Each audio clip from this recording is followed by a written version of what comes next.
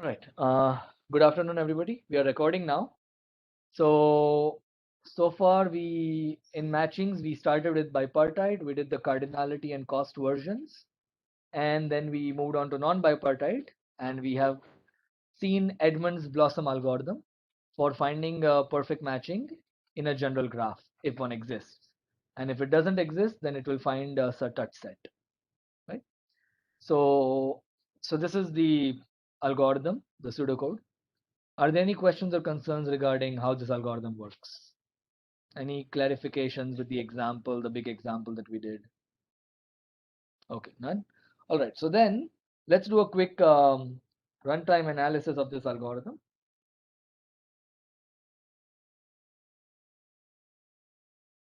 So,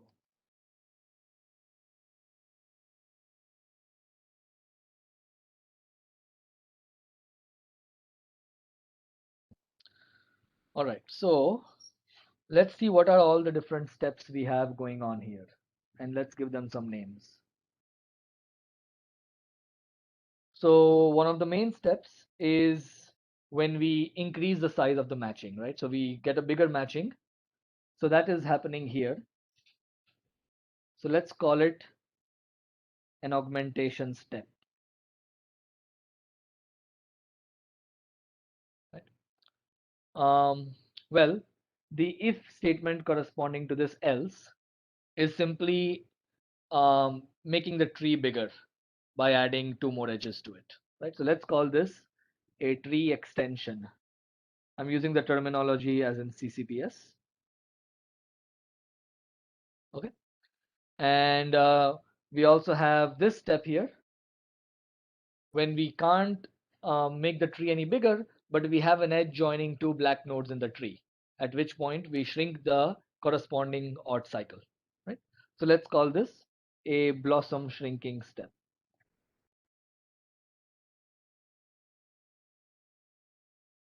right? And of course, this here is simply returning a touch set. So this is simply termination with no perfect matching.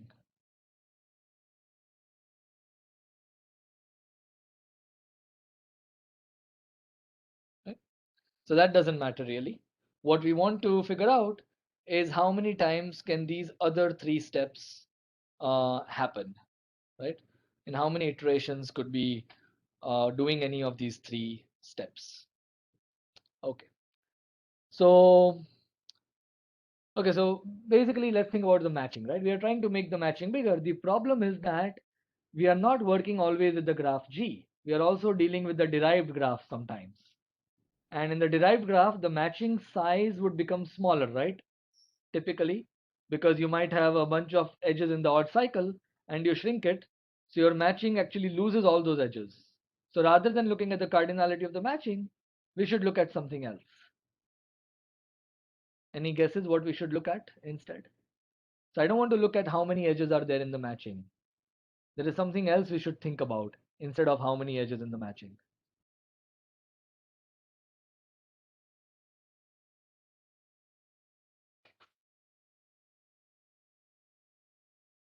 Exposed nodes. We are going to look at the number of exposed nodes because as we discussed last time, the number of exposed nodes is actually the same, right? Remember this? Yeah. So, and when you make the matching bigger, the number of exposed nodes should go down. Okay? All right. So that's what we should be focusing on instead. So the question is,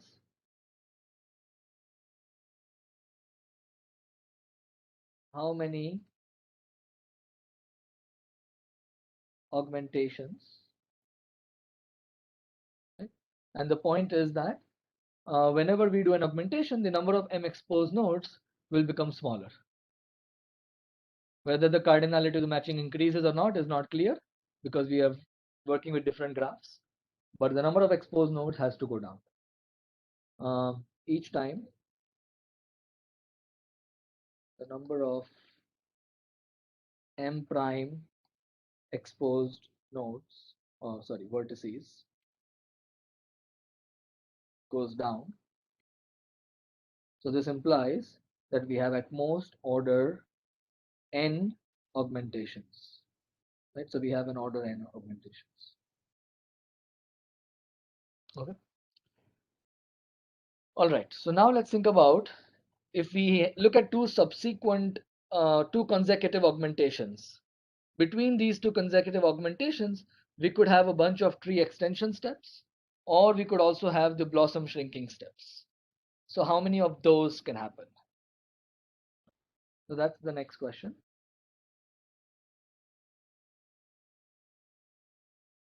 Between two augmentation steps,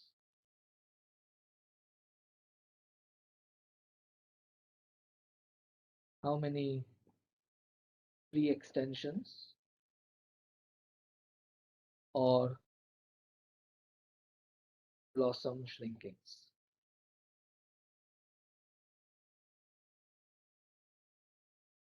Oh, sorry. Yeah. Right. Let me actually just rewrite with a slightly bigger.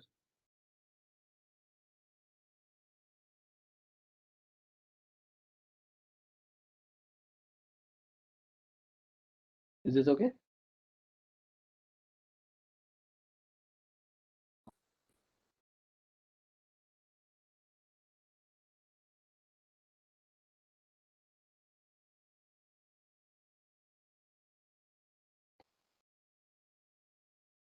Right. Okay. So let's see what happens. When we extend the tree, right? So if you look at the tree extension step, the derived graph G prime, we are not making any changes to it, right? But the tree is becoming bigger, right? All right. On the other hand, if you look at a blossom shrinking step, the the derived graph becomes smaller, right? Because you have shrunk a bunch of vertices, some odd number of vertices into a single vertex, right?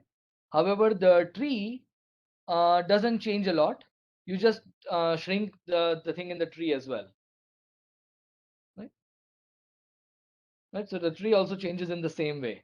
The number of vertices in the set Q becomes a single vertex. All those odd number of vertices, they become a single vertex, right?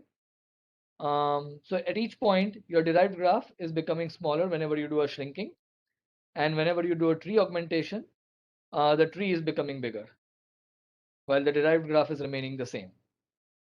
So again, it's order n, right? Yeah. Does everybody agree? So one of the two things is changing.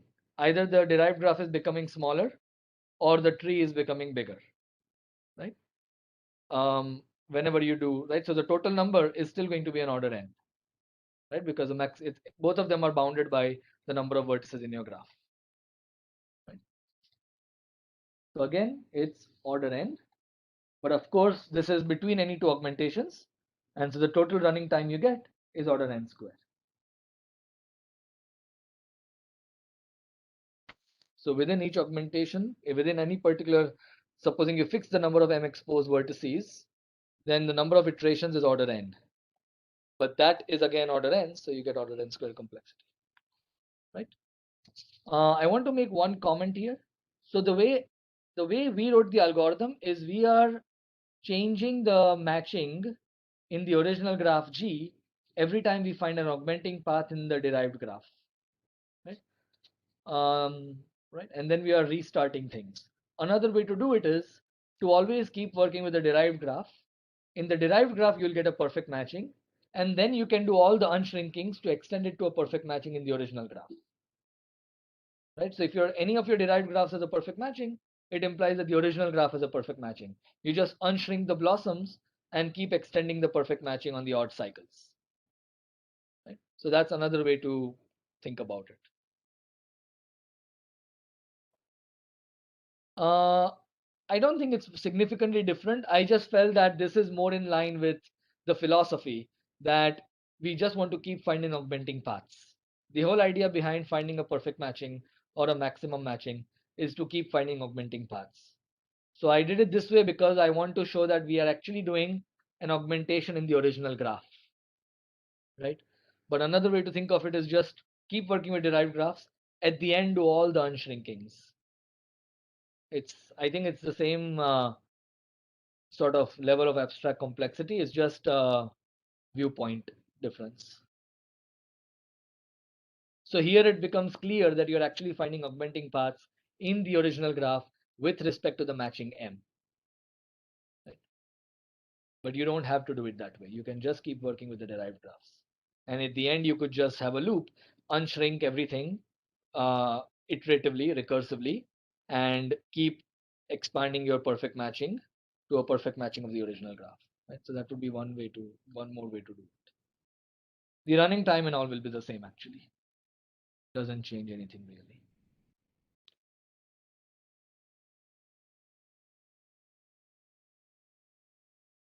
Yeah. Any questions, concerns?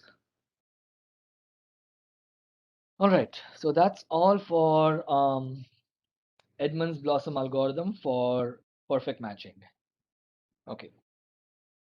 So now let's move on to minimum cost perfect matchings in general graphs. Okay. That's going to be the last big matching part. Then we'll be able to move on to other topics.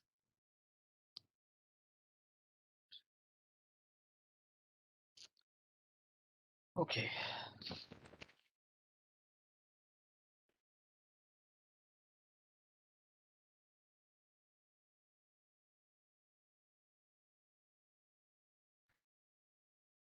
All right. So the next goal is to see a min cost. Oh, yes. Thank you. All right. So let me share the other screen. Yeah. Thank you. Min cost perfect matching algorithm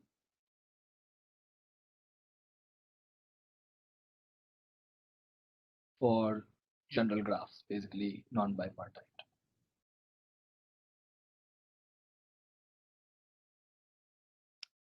Okay, so we won't get here today actually. We won't see the algorithm today, but let's just discuss. So let's think about what we did in the bipartite case, right?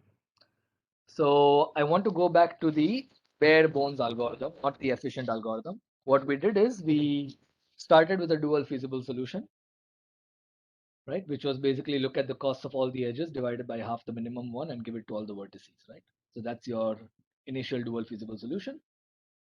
And we look at the tight graph with respect to this solution. If the tight graph has a perfect matching, that is a minimum cost perfect matching in the original graph, and we are done. Otherwise, we have a deficient set, and we use that deficient set to modify our dual feasible solution to make it better. And then we look at the new tight graph and we repeat this, right? And what we proved is that if the costs are all rational, then this will terminate in a finite number of steps. Right? And then we saw the efficient version, which is strongly polynomial time. If I remember correctly, it was order n square or something. Doesn't matter. Okay. So, one of the reasons that works, one of the reasons this technique worked in the case of bipartite graphs is because of the perfect matching polytope being described by two types of constraints, non-negativity and degree constraints. Okay. So let's just review that. This is something you also proved in your assignment 2. Okay, so the theorem that I want to state, and I think I stated in an earlier lecture, is this one. So you have any bipartite graph, and you have the costs for the edges, which are real numbers. Then the theorem says that the graph has a perfect matching if and only if a certain LP relaxation that we considered has a feasible solution. And what was that? This minimize C transpose X subject to so for each vertex, we have a constraint that you look at all the edges incident at that vertex and add up the X values that should be equal to 1. and you want all of these to be non-negative, right? So this is our LP relaxation. If and only if the LP relaxation has a feasible solution, and secondly, if the graph has a perfect matching,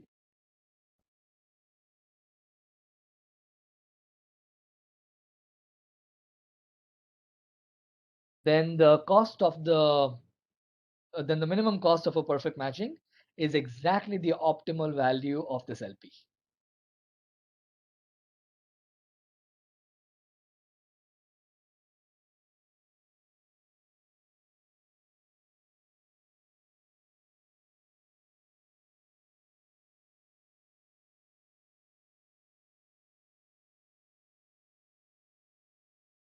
Okay.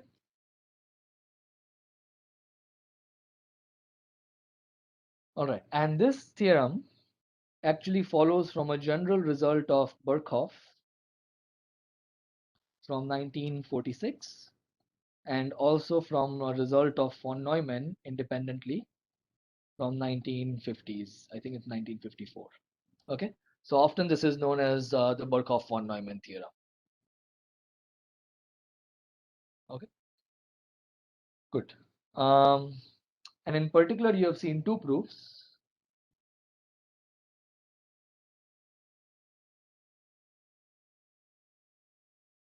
So one proof follows from the correctness of the Hungarian algorithm, which is the algorithm we saw for mean cost perfect matching for bipartite graphs. So the fact that that algorithm is correct, when that algorithm terminates, it actually gives you um, a dual feasible solution, which tells you that the perfect matching you have found is also, it also corresponds to an optimal solution of the LP relaxation, right? And it's also the minimum cost perfect matching. Right? So this follows from one, correctness of the Hungarian algorithm.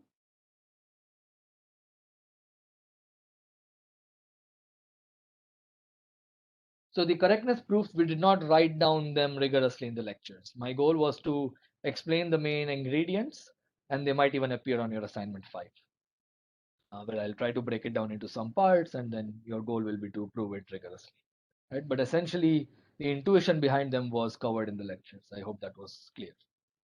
And secondly, it also follows from assignment 2, exercise 2, where you proved that the perfect matching polytope is equal to the fractional matching polytope. Right? We defined the fractional matching polytope as basically the feasible region of this LP. Maybe let me call this star. Right? That's how we defined it. And you showed that this is nothing but the convex hull of all perfect matchings. Okay, so maybe I'll just say that fractional matching polytope is the feasible region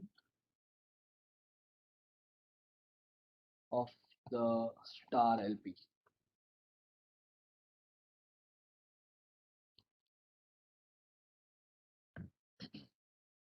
All right. So this is good news, right? And this is partly why the algorithm for the Hungarian algorithm works in some sense. The reason that we are able to look at this LP and work with it and its dual and get an algorithm for the bipartite case is because this theorem happens to be true, and it also gives you a proof of the theorem, right? What's the problem? This theorem is not true for non-bipartite graphs, right? And I believe this is something you did on assignment 4 exercise 2. So unfortunately, the Birkhoff von Neumann theorem does not hold bipartite graphs.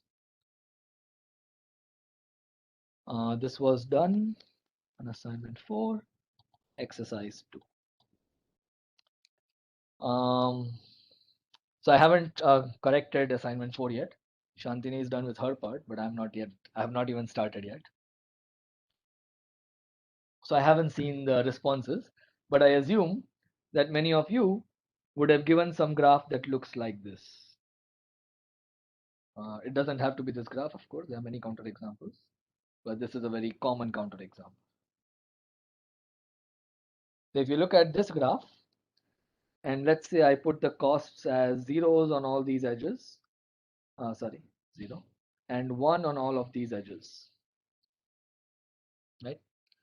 And let's consider the LP star for this graph.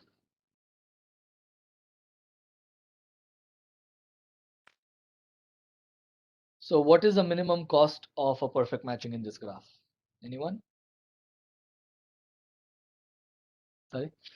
3 is the one perfect matching, but there are perfect matchings which have lower cost than 3. 1, right? There are perfect matchings whose cost is 1. For example, you may pick,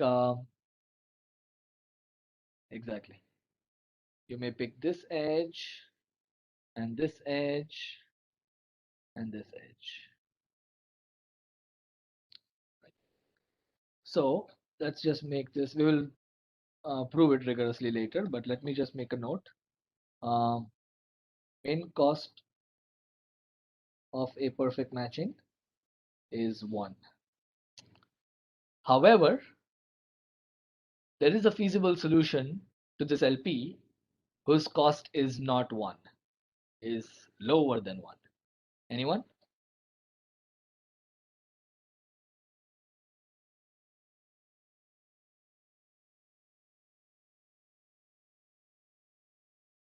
So I want a feasible solution to the LP whose cost is lower than 1.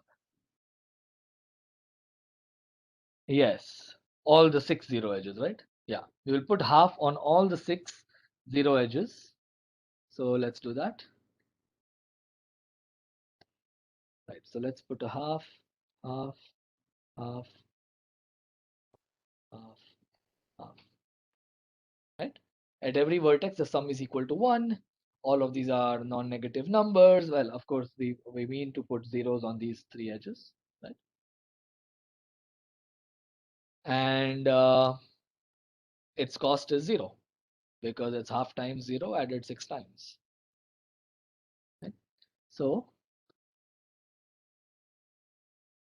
optimal value of the LP is equal to 0. Okay. All right. So why does this anomaly occur, right? So this is already telling you that this is not a good enough LP for the perfect matching problem for non-bipartite graphs. It doesn't capture what you really want. Right? What we want is an LP for which the optimal value will actually be equal to the best possible solution for your integer programming problem, which in this case is the minimum cost perfect matching problem. So that is one of the reasons the shortest path algorithm works, the Hungarian algorithm works, because you have these nice properties. We didn't spend a lot of time on shortest path in the polytope side of things, but you can, I mean, it follows from the algorithm. The fact that the algorithm is correct actually implies a similar result for shortest paths, right? But in the case of matchings, this thing is illustrated very nicely because you have this dichotomy between bipartite and non-bipartite. For bipartite, it holds. For non-bipartite, it fails. So what we want is a better LP for this problem, or we want an integer program whose LP relaxation will be stronger than the one we have right now. This is not a strong enough LP relaxation. If we can get that, then maybe we can eventually get an algorithm.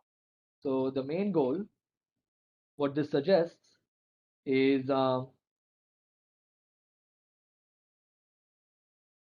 find a better or find a stronger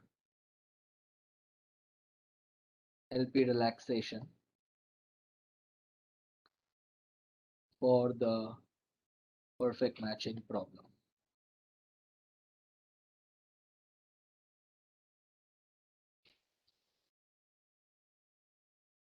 Or if you want, for the min cost perfect matching problem. All right. Um, so what's going on in this one? So I want to understand this better. Why exactly are we getting this situation? So first of all, can someone prove to me that the minimum cost of a perfect matching is at least one? Why should it be at least one? Why can't you find a perfect matching with cost lesser than one? Don't use the fact that the cost of the edges are one. I mean, try to use a more sophisticated fact.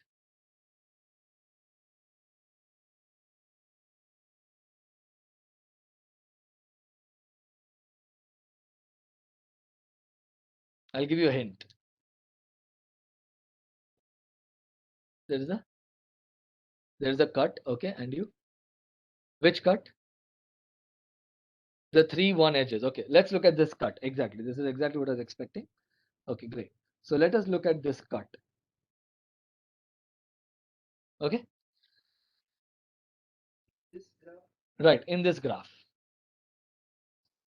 Yeah, the minimum cost is at least one.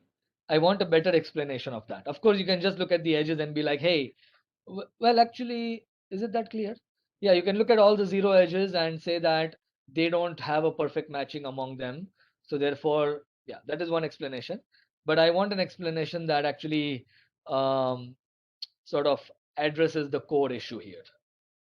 Okay. And the core issue is that you look at this cut. So let's call it C, or let me call it D.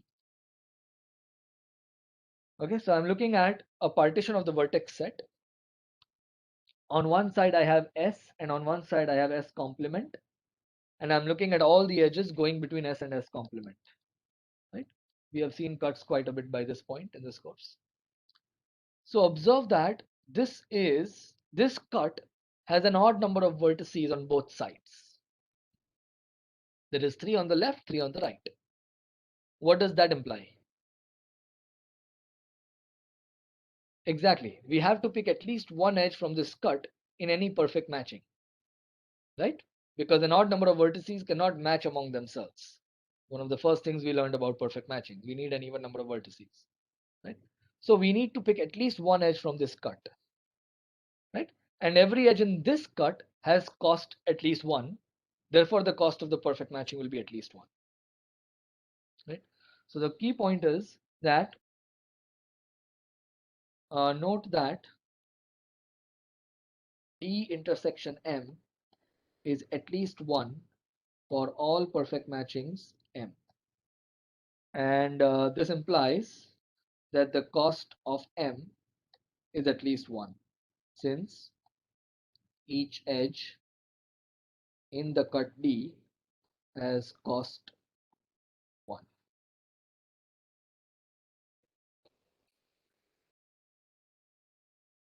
Then you will get a different bound, right? Yes. So you'll still get something.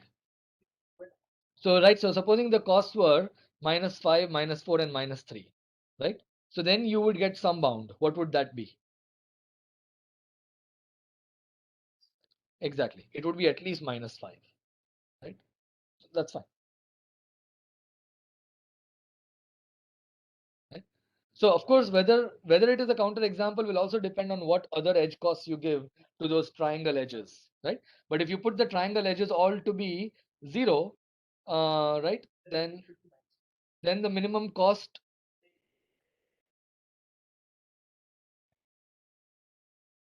why? -5, -4, -3. Ah, because I could take all the three edges. Right. That's right. Right. So you'll get the sum of all the edges, but you still get some lower bound.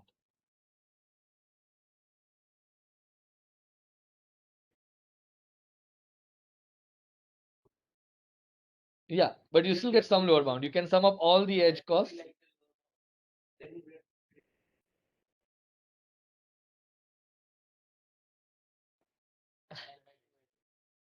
Sure, I'm not saying it will necessarily be a useful lower bound.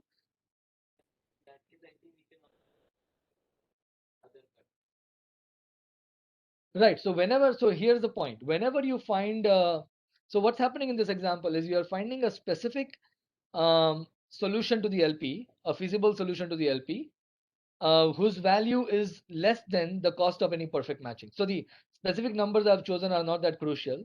The key point is that the optimal value of the LP is strictly less than the minimum cost of any perfect matching, right?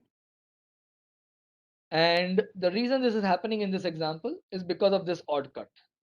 Because this particular feasible solution cannot be a convex combination of any perfect matchings.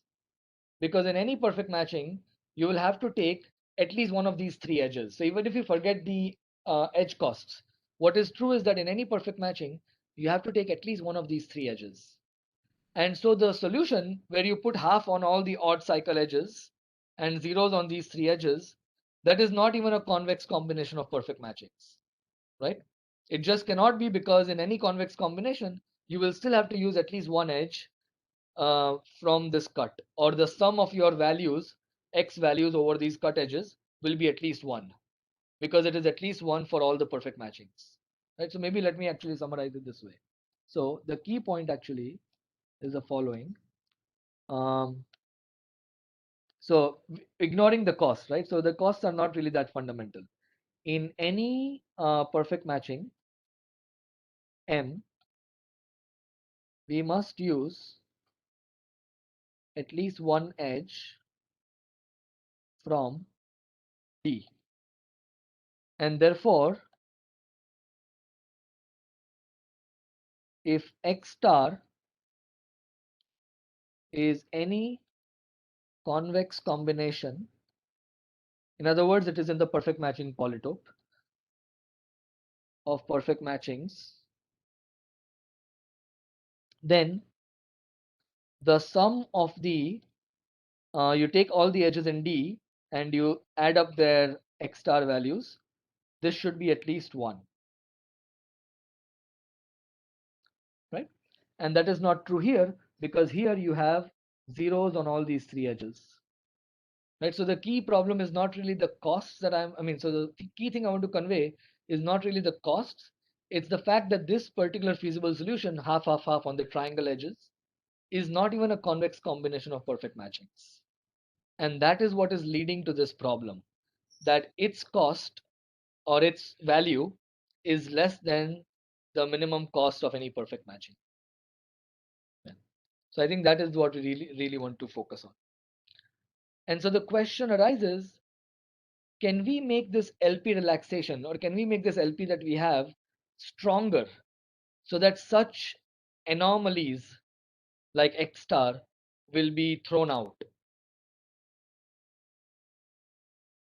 Okay, so let me go to the next page. So we have another few minutes. All right. All right. So the key question is,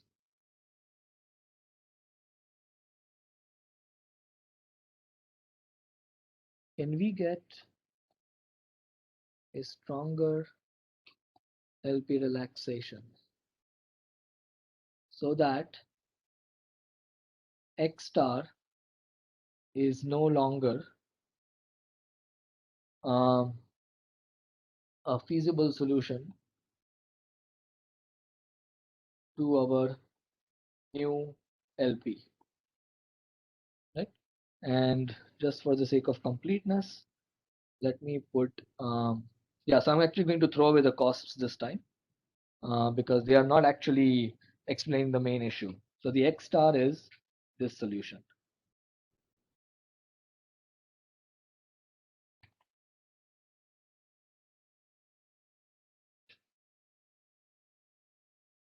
Yeah, all right. So we don't want this solution to be a feasible solution anymore, because this can essentially create problems, because it's not a convex combination of any perfect matchings, right? So what's happening is your perfect matching is some polytope in high dimensions. I don't know. I'm just drawing a two-dimensional thing. And your LP is too big, right? It has these weird points like X star, which are not in your perfect matching polytope. What we want to do is we want to somehow close this gap between them. Of course, what would be great if we can exactly describe the perfect matching polytope. That would be fantastic, right? So the way to think about it is this is a perfect matching polytope, and this is a fractional matching polytope. And we know that in the bipartite case, these are exactly the same, right? Now we want to get something similar in the non-bipartite case.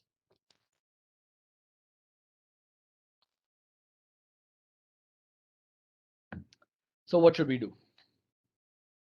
Any suggestions? You've already pointed out the main problem with the previous example, or with this example for that matter, right?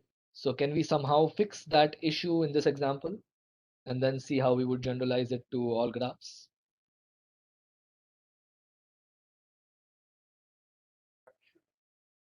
Right. Which cut?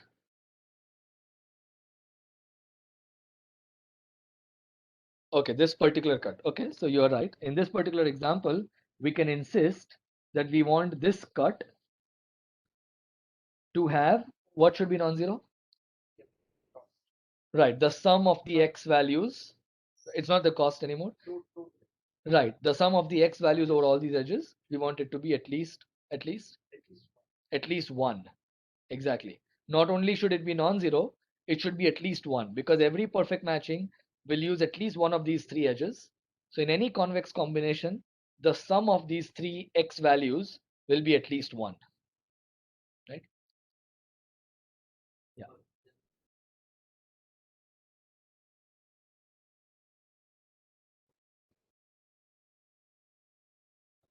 Sides. Yeah.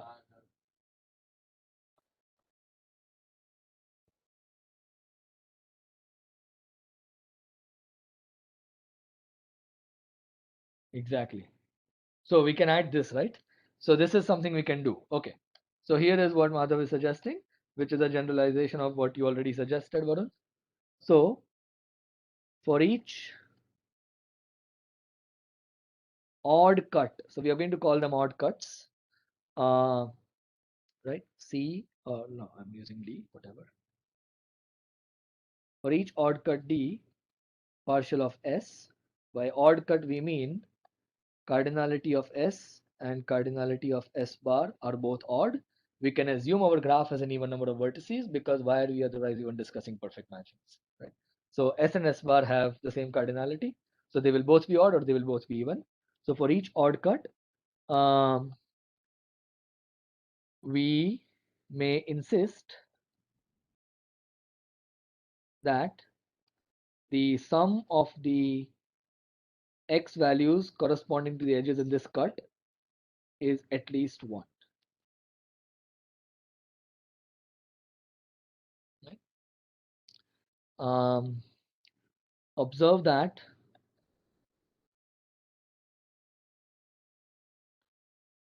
each perfect matching satisfies this condition, which implies that each convex combination of perfect matchings also satisfies this condition. And this implication is left as a simple do it yourself exercise. Okay, in case you don't see the whole math, it's okay. It's just a matter of simple arithmetic. All right. So all convex combinations of perfect matchings have to satisfy this. In other words, every point that is in the perfect matching polytope has to satisfy this constraint for every odd cut. Right? Good.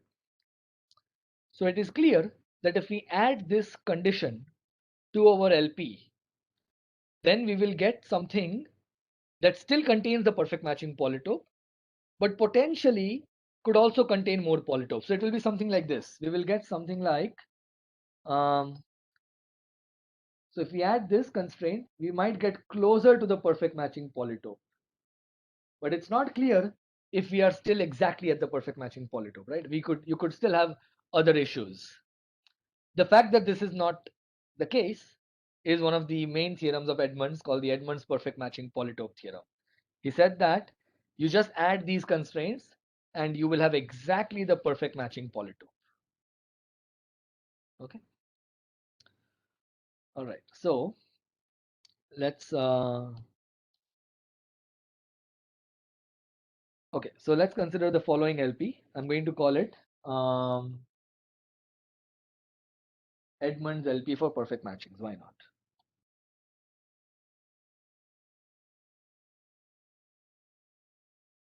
So we have the usual objective function. Notice that the objective function is not really crucial when we talk about the polytope. That's only about the feasible region, right? But I'm including it because I'm writing a linear program. Subject to. So we have the usual constraints. There's one more point I want to make. So let me write down the usual constraints. For each vertex, the sum of the edges incident at that vertex, their x values, is equal to 1. We also have non-negativity. For every edge of the graph, we want the xe to be non-negative. So these constraints are called non-negativity and degree constraints. I think I might have mentioned earlier. Oh, this is too thick.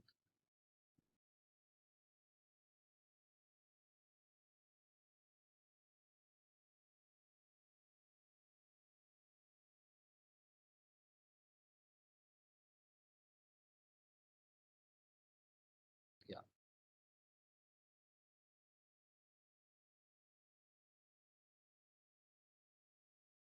Okay. So these are called non-negativity and these are called degree constraints. Observe that the degree constraints are already somehow similar to these cut constraints, but they are not all odd cuts. They are very specific odd cuts where you have one vertex on one side and all the other vertices on the other side. Okay. So for odd cuts, I'm going to include that each side has at least 3 vertices because otherwise it is only a degree constraint and that we know is already equal to 1. So I don't need to put is at least 1 for that, right? So I'm going to insist that the cardinality of S and the cardinality of S bar are both at least 3, which implies that your graph is at least 6 vertices, otherwise it doesn't matter. Okay. So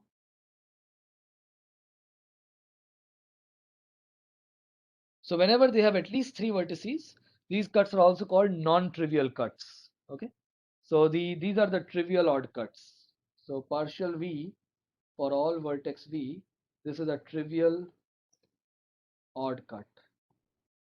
And what we are really referring to is for each non-trivial odd cut. Okay. That non-triviality is the fact that both sides have at least 3 vertices. So for each non-trivial odd cut, we want that the sum is at least 1. So for all D in script C, where script C is the collection of non-trivial odd cuts of the graph G.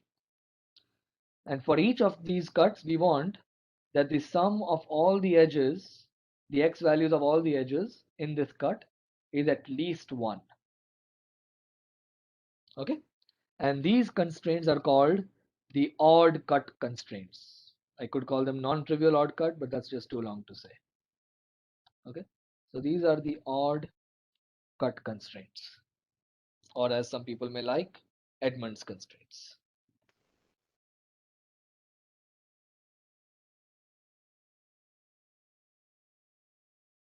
Okay, good. So now let's see, do we have time to state a theorem? Yeah, I think we do. Okay, so let me state the theorem here on the top.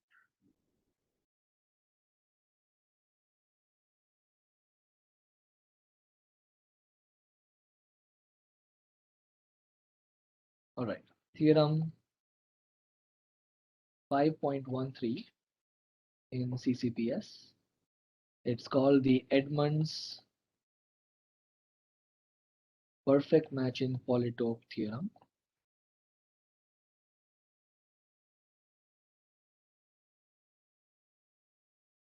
And it says the following. It's similar to the Birkhoff-von Neumann theorem in spirit.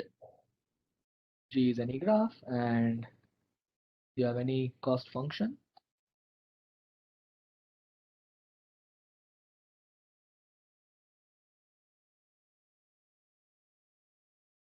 So then G has a perfect matching if and only if this Edmonds LP has a feasible solution.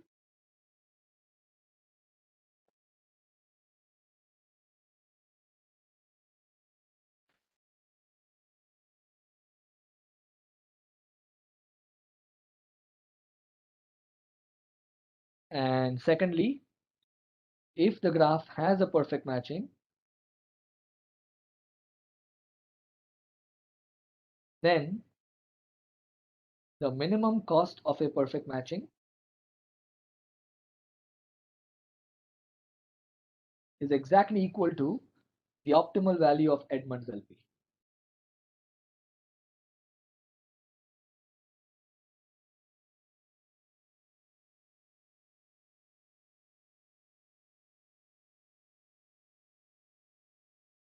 Okay.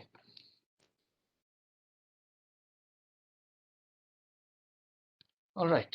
So that is Edmonds perfect matching Polytope theorem. There are multiple proofs of this.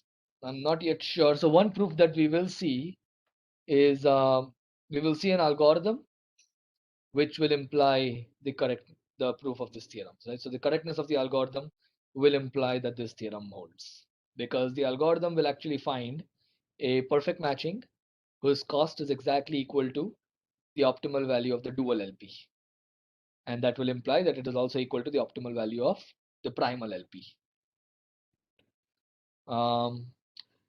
There are direct proofs of this, which is what I am more a fan of.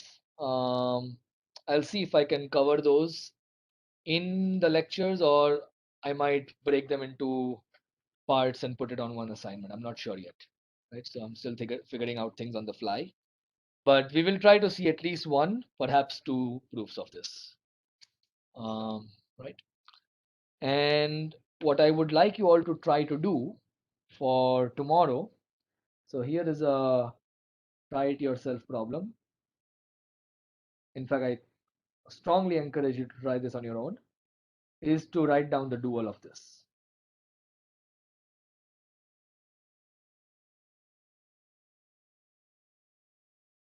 Of Edmonds LP.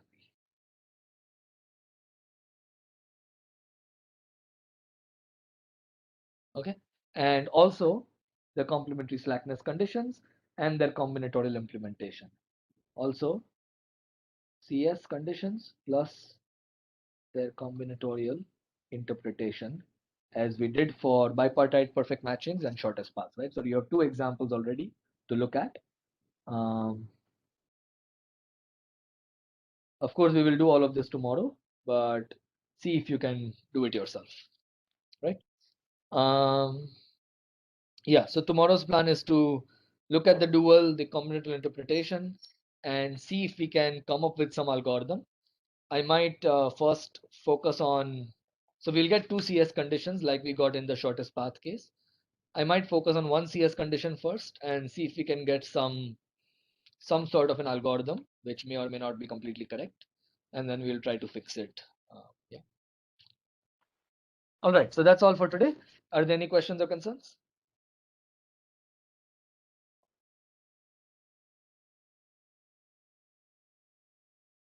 Let's see if anybody's in the call. Okay, any questions or concerns? Yes, sir. Okay, thank you. In that case, I will stop recording.